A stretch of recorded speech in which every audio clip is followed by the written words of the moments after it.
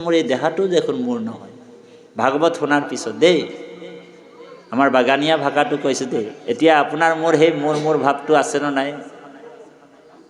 আমাৰ বাৰু নাই বাৰু, কাৰণ বহুত দিনৰ পৰা ভাগৱত শুনি আছোঁ।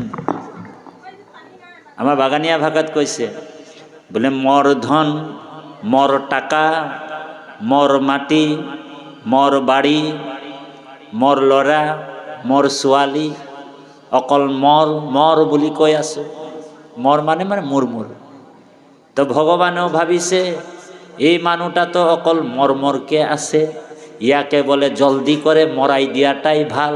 ও হৰি ও ৰাম, তই তেনেহ'লে 70 বছৰ 60 বছৰতে মৰি থাক, তইতো মোৰ বুলিয়ে আছো, তেনেহ'লে মৰি থকাই ভাল। তাক 70 বছৰ 60 বছৰতে ও হৰি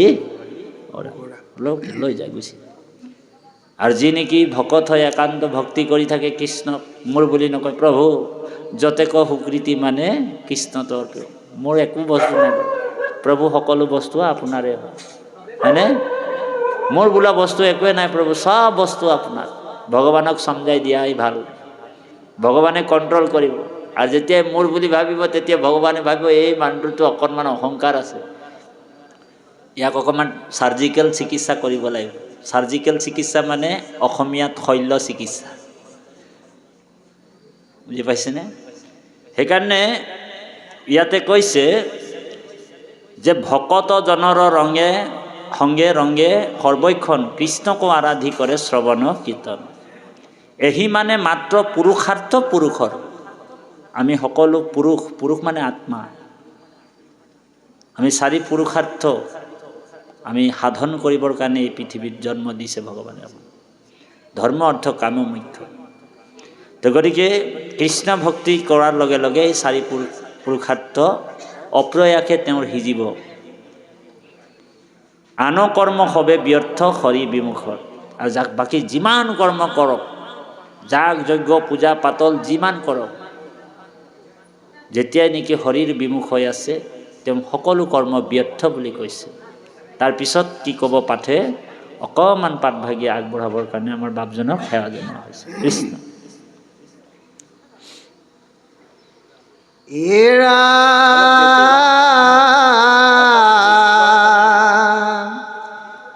শুনন্তে উপজে জ্ঞান শুদ্ধ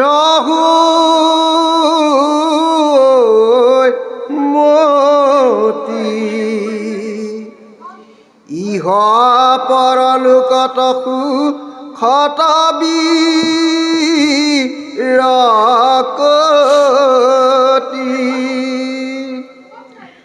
মুখ্যটো অধিক সুখ প্ৰেম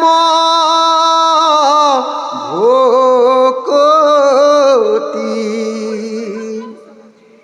হেন হৰি কথাত ন কৰকু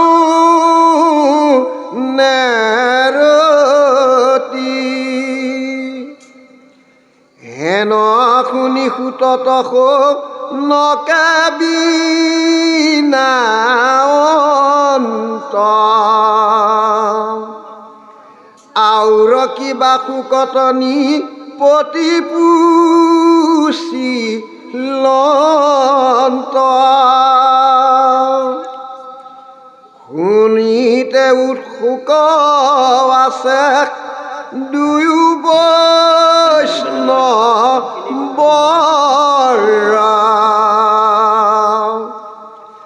যেন ভৈলা সম্বাদক হিউ নিৰন্তৰ,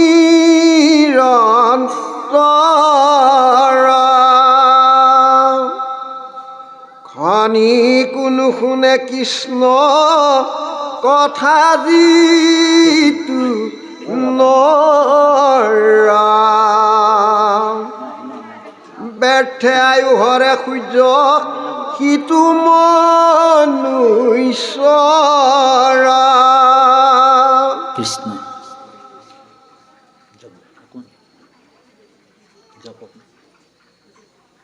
হেন জানি কৃষ্ণ কথা সংসাৰতে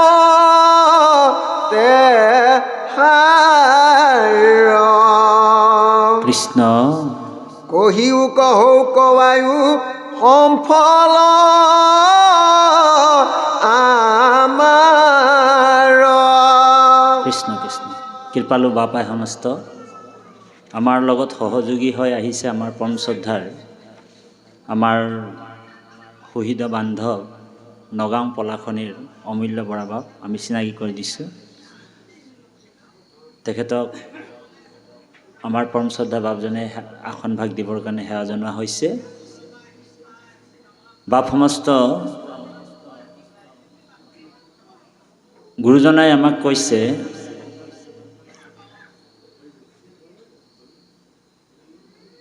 শুনন্তে উপজয় জ্ঞান শুদ্ধ হৈ মতি ইহ পৰলোকত সুকত বিৰকতি মুখ্যটো অধিক সুখ সপ্ৰেম ভকতি হেন হৰি কথাটো নকৰৈ কোনে ৰতি। গতিকে হৰি কথা যেতিয়া আমি শুনিম, শুনাৰ লগে লগে আমাৰ জীৱনত অমূল পৰিৱৰ্তন এটা ঘটে। সেইটোৱে হৈছে বিৰক্তি, বৈৰাগ। বৈৰাগ জন্ম হয়। সেইকাৰণে ঈশ্বৰ কৃষ্ণই উদ্ধৱক কৈছে, হে উদ্ধৱ, যে মই তিনিজন ভকতৰ হিয়া এৰি যাব নোৱাৰোঁ। তিনিজন ব্যক্তিৰ হৃদয় মই ত্যাগ কৰিব নোৱাৰোঁ। তিনিজন ভকতে মোক বান্ধিবও পাৰে প্ৰেম ভক্তিৰে, সপ্ৰেম ভক্তিৰে। এতিয়া আপোনালোক ঈশ্বৰক হৃদি পদ্মত বান্ধি ৰাখিব পাৰে। গোপীসকলে যেনেকৈ ভগৱন্তক প্ৰেম জৰীৰে বান্ধি লৈছিল, গোপীৰ হিয়া এৰি ভগৱান যাব নোৱাৰে।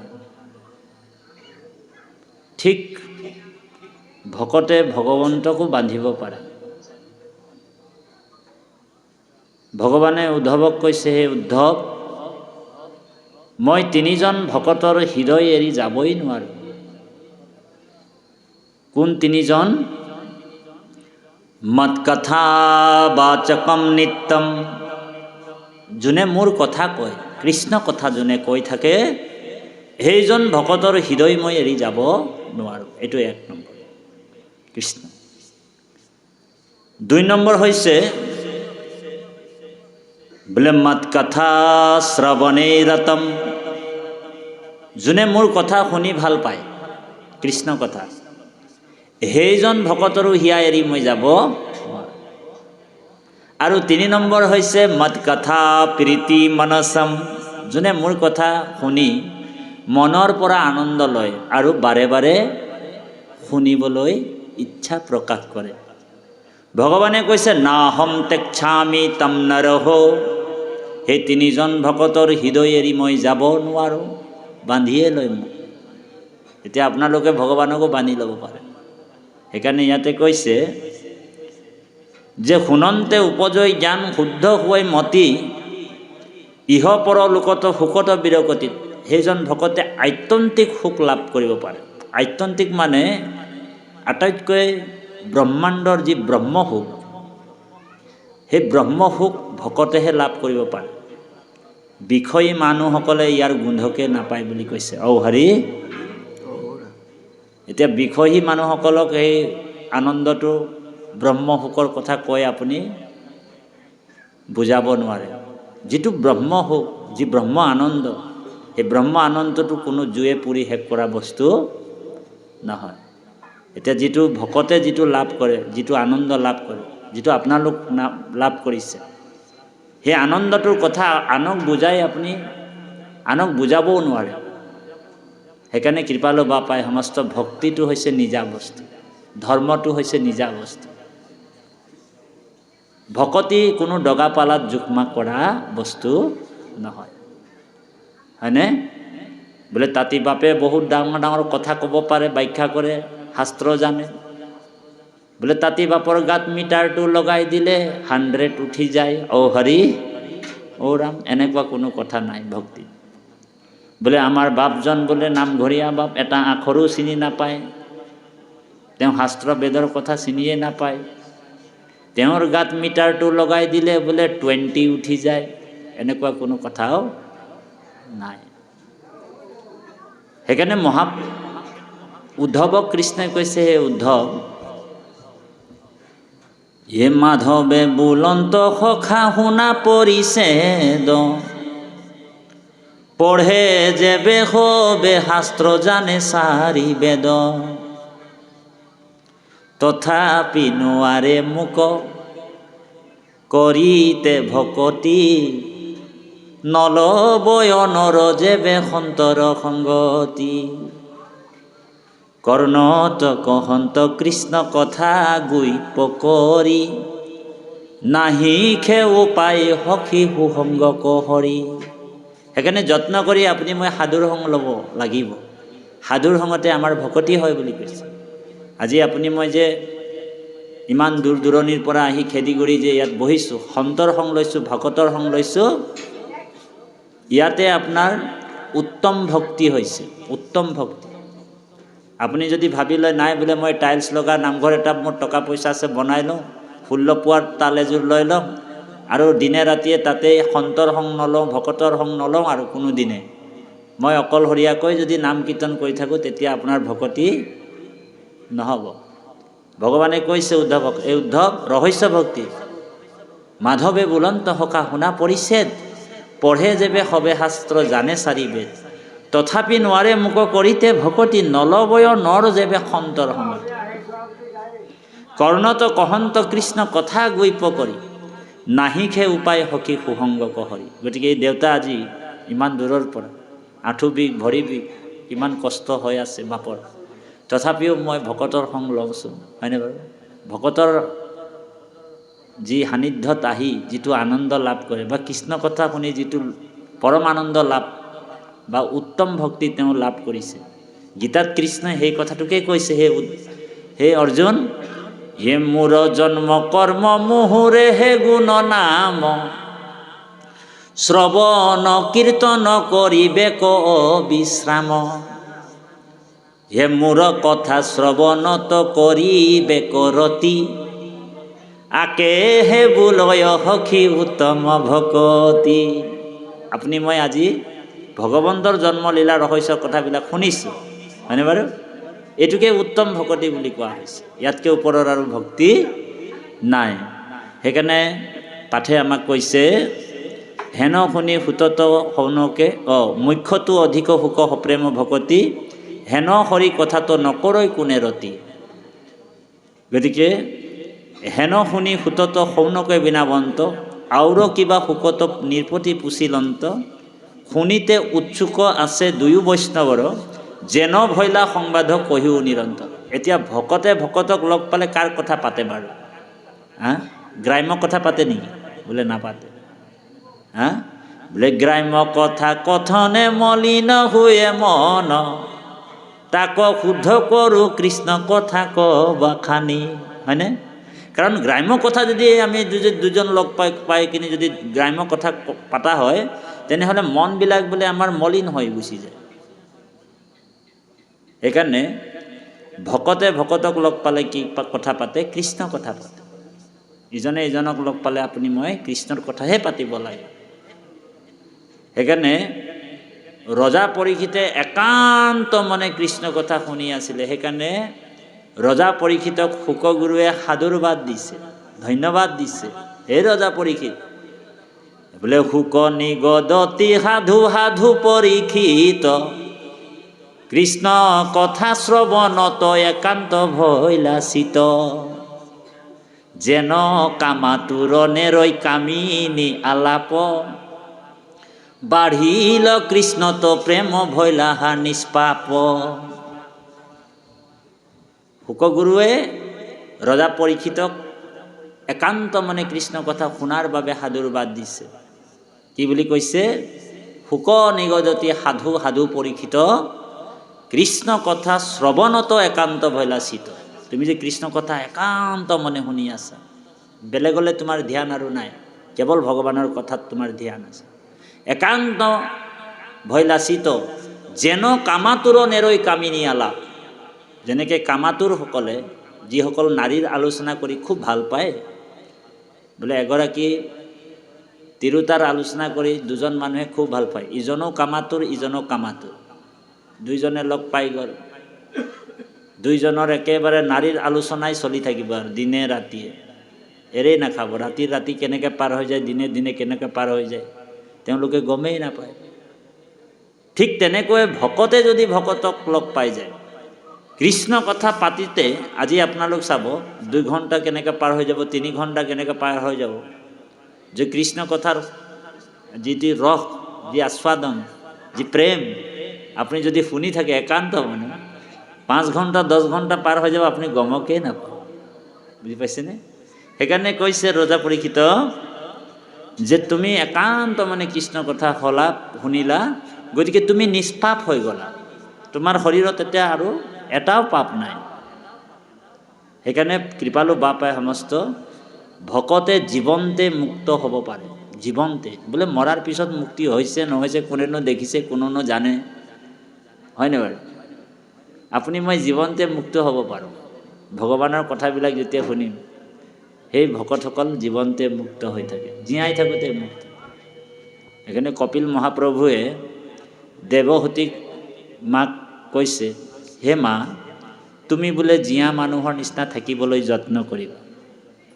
যিসকল ভগৱানৰ কথা শুনে সেইসকল জীয়া মানুহ, বুজিছেনে?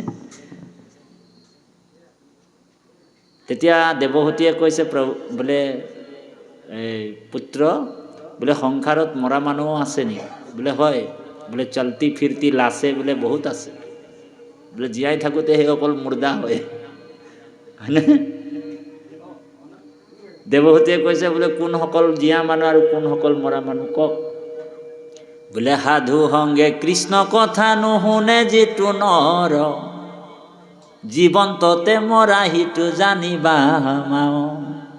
বোলে সাধু সংগে কৃষ্ণ কথা যিসকলে নুশুনে সেইসকল জীয়াই থাকোঁতে মৰা বুলি কোৱা হৈছে। বোলে চলতি ফিৰতি লাছে, লাছে মানে লাছ, মুৰ্দা। যিসকল ভগৱানৰ কথা কৃষ্ণ কথা কোনোদিনেই নুশুনে সেইসকলে জীয়াই থাকোঁতে মৰা নিচিনা।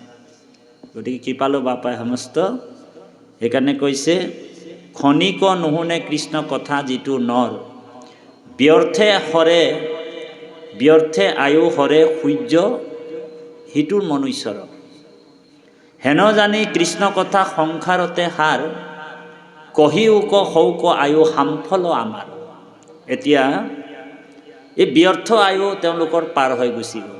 যিসকল কিছুমান মানুহ 120 বছৰলৈকেও জীয়াই থাকে।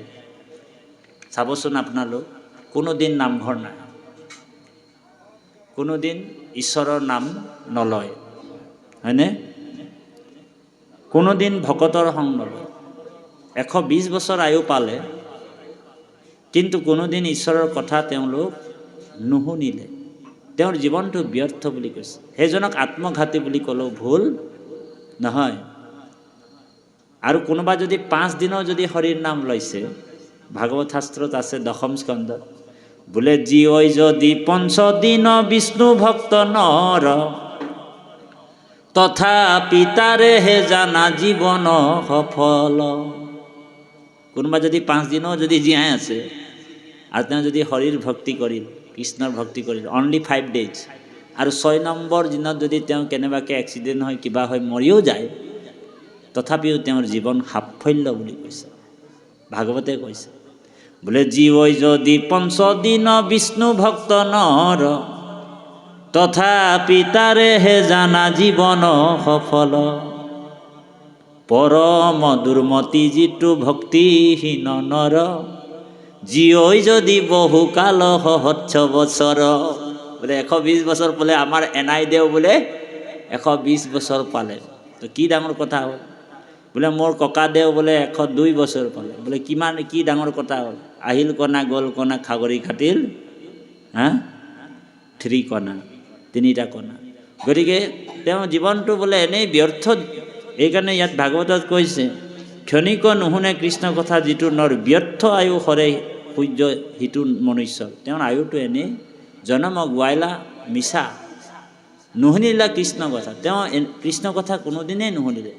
তেওঁৰ জীৱনটো ধিক বুলি ভাগৱত শাস্ত্ৰই আমাক কৈছে।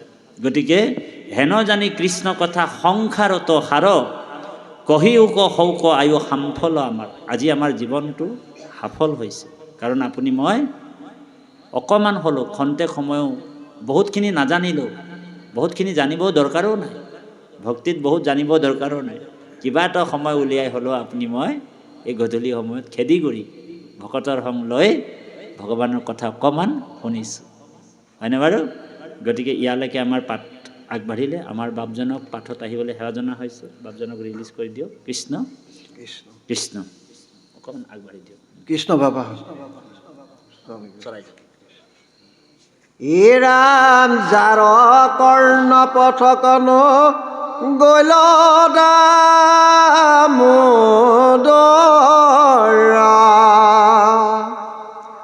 কুকুৰ সদিশ সিটো নিগত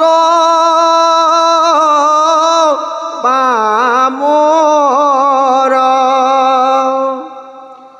বিষ্ঠা মূত্ৰ ভুঞ্জয় যেন অধম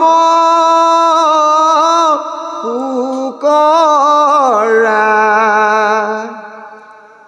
উতে যেন কণ্টকক চুবায়াতি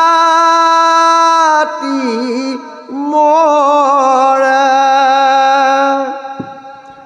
যেন গাধে ব্ৰেথে মাত্ৰ বহি মৰে ভাৰ, এই চাৰি গোটা পশু পতন্ত ৰতাৰ, নপাতয় কাণ যিটো কৃষ্ণৰ কথাত, ভৈলা দুই কৰ্ণ তাৰক দুই ভীতি গাত, হৰি গুণ নগাই কৰৈ আনসে ব্যাখ্যান, জানা জিহ্বা ভৈল তাৰক বেংগৰ মান, যাৰ শিৰে নকৰে কৃষ্ণক নমস্কাৰ, কিৰীতি যুগুত মাথাক ভাৰ ভৈল তাৰ, কৃষ্ণৰ নকৰৈ কৰ্ম যিটো হস্ত দুই, কংকন সহিতে সিটো সব সম হুই, কৃষ্ণৰ মূৰ্তিক যিটো নেদেখৈ অধম, তাৰ চক্ষু সম্যকে মই ৰাৰ চকা সম। কৃষ্ণ কৃপালু বাপাই সমস্ত। পাঠে আমাক পদবন্ধে কৈছে, যাৰ কৰ্ণ পথক নগৈল দামোদৰ, কুকুৰ সদৃশ সিটো নিৰ্গত পামৰ। কৃষ্ণ হৰি ৰাম। বিষ্ঠা মূত্ৰ ভুঞ্জয় যেন অধম শুকৰে, উঠে যেন কণ্টকক চুবায়াতি মৰে, যেন গাধে ব্যৰ্থ মাত্ৰ বহি মৰে ভাৰ, এহি চাৰি গোটা পশু পতন্তৰ তাৰ। ভগৱানৰ কথা যোনে নুশুনে,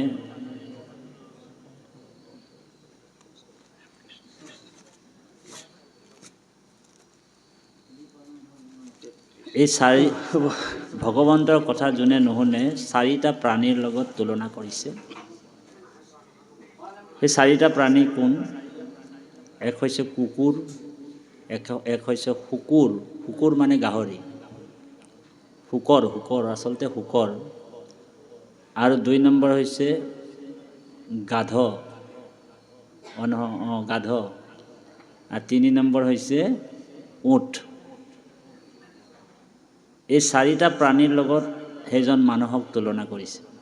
একেই মানে পশুৰ নিচিনা মানে। সেইকাৰণে যিজন ব্যক্তিয়ে ধৰ্ম নকৰে পশু আৰু মানুহৰ মাজত মানে তেওঁ ইকুৱেল সমান। পশু আৰু মানুহ, যাৰ ধৰ্ম নাই সেইজন পশুৰ নিচিনা বুলি ভাগৱতেও কৈছে, বেদও কৈছে যে আহাৰ নিদ্ৰা ভয় মৈথুনঞ্চ সামান্য মেতো পশুভি নৰহনম। আহাৰ নিদ্ৰা ভয় মৈথুনঞ্চ সামান্য মেতো পশুভি নৰহনম। চাৰিটা বস্তু পশু আৰু মানুহৰ পাৰ্থক্য নাই বুলি কৈছে। কি কি? আহাৰ, আহাৰ বোলে গৰুও খায়, হয়নে বাৰু? ঘাঁহ খায় নে বাৰু? আৰু আহাৰ আপুনি ময়ো খাই আছোঁ। আমি যেনিবা চাউল প্ৰসাদ খাওঁ।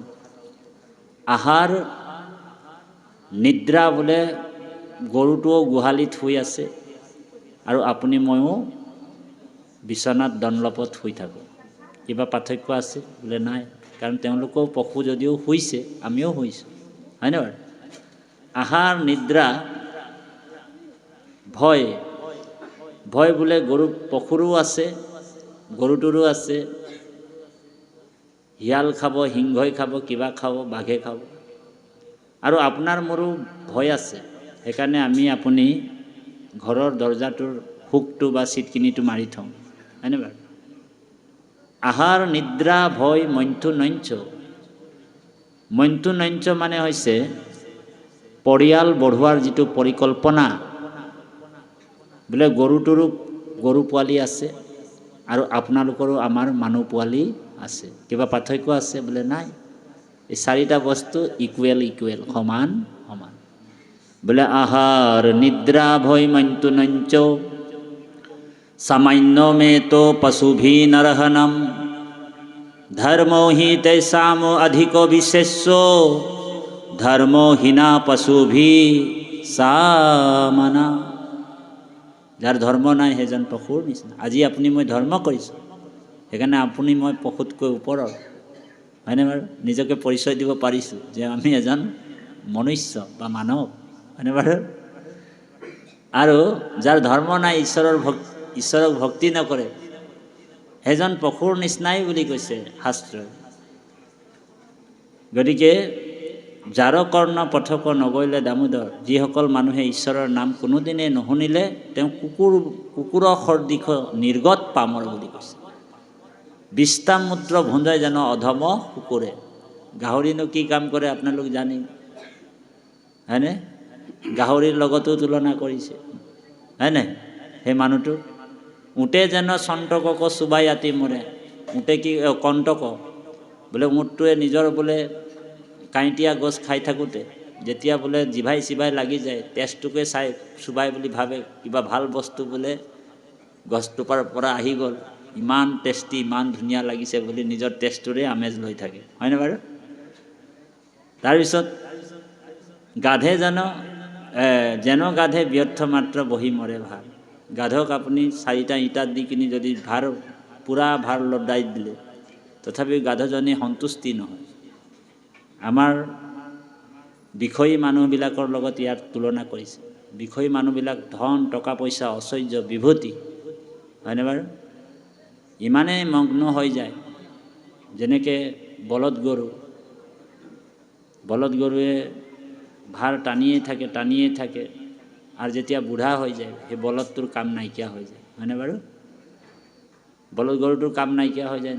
কোনোবা এটা চুকত সেই বলদ গৰুটোক কেইডালমান খেৰ দি কিনি বান্ধি থৈ দিয়ে। ঠিক সংসাৰৰ আপুনি মই বলদ গৰুৰ নিচিনা কাম কৰি আছোঁ। আপোনালোক নহয় বাৰু, আমাৰ নিজকে কৈছোঁ, কাৰণ ভকত আপোনালোকক ক'লে আমাক গালিহে পাৰিব। হৰি ৰাম।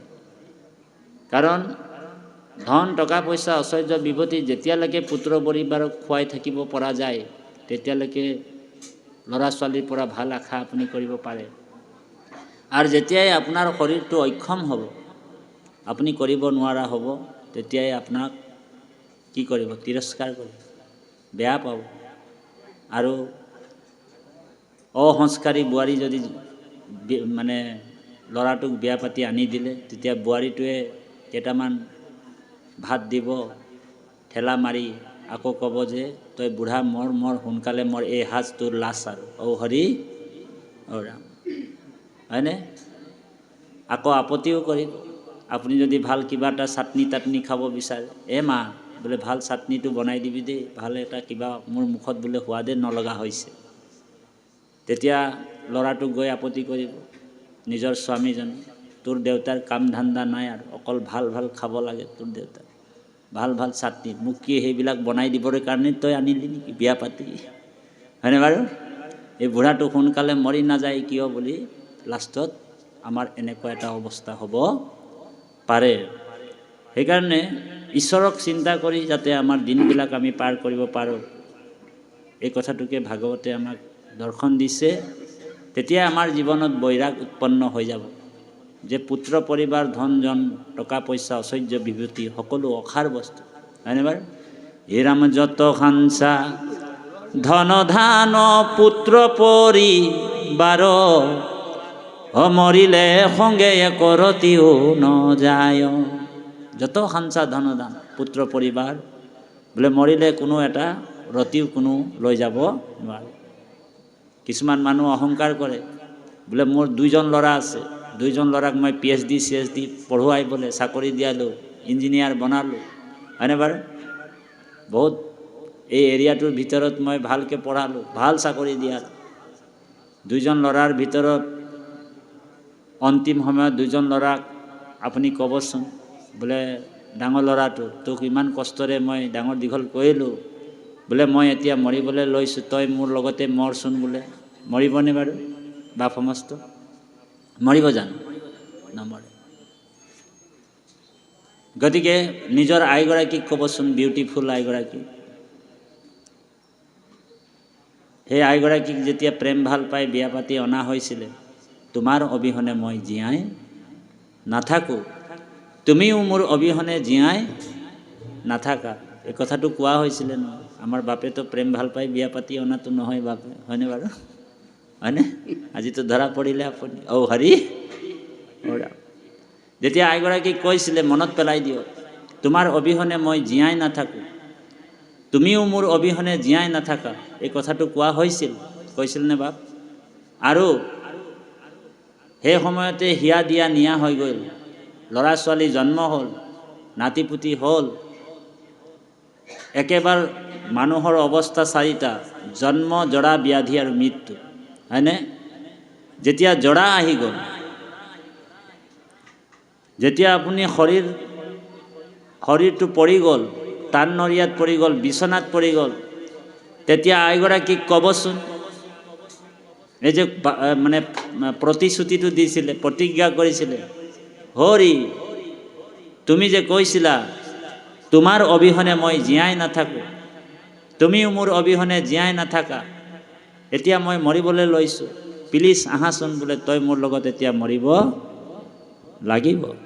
কাৰণ প্ৰতিশ্ৰুতিটো এনেই দিলে নহ'ব ন, প্ৰমিছ এনেই কৰিলে নহ'ব, প্ৰতিজ্ঞা এনেই কৰিলে নহ'ব, বাদা এনেই কৰিলে নহ'ব, হয়নে বাৰু? মানুহবিলাক প্ৰতিশ্ৰুতি দিয়ে নহয়, প্ৰমিছ কৰিছে আইগৰাকীৰ লগত, হয়নে? যেনেকৈ হিন্দীত কৈছে, বোলে বাদা না কৰ বাদা নিভানা পড়েগা, বাদা না কৰ বাদা নিভানা পড়েগা। আইগৰাকীক মাতিছে, প্লিজ আহাচোন, বোলে মোৰ লগততো এতিয়া মৰিব লাগে, অন্তিম সময়। তেতিয়া আইগৰাকী কি ক'ব জানেনে? অন্তিম সময়ত আইগৰাকী কি ক'ব? আমাৰ বাগানীয়া ভাষাত এটা গালি আছে, কি ক'ব জানে? বোলে বেধুৱা তই মৰছি যদি মৰ, বোলে মই তোৰ লগে মৰবাৰ নাইখে বুলি ক'ব। কি বুলি ক'ব? বোলে বেধুৱা তই মৰছি যদি মৰ, বোলে মই তোৰ লগত মৰিব নাই। সেইকাৰণে এই পশুৰ নিচিনা স্বভাৱবিলাক আমি ত্যাগ কৰিব কৈছে ভাগৱতে। নপাতয় কাণ যিটো কৃষ্ণৰ কথাত,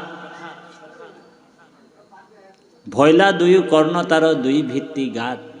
যিসকল বিষয়ী মানুহ অকল বিষয়ৰে চিন্তা আবদ্ধ হৈ থকা মানুহৰ কোনোদিন যদি কৃষ্ণ কথা নুশুনে, বোলে সেইটো কাণ নহয়, তাৰ দুটা ডাঙৰ ডাঙৰ গাত। বুজি পাইছেনে? সেইকাৰণে ভগৱানে আমাক দুটা কাণ দিছে। কিহৰ কাৰণে দিছে? ভগৱানে কৈছে যে তোমাক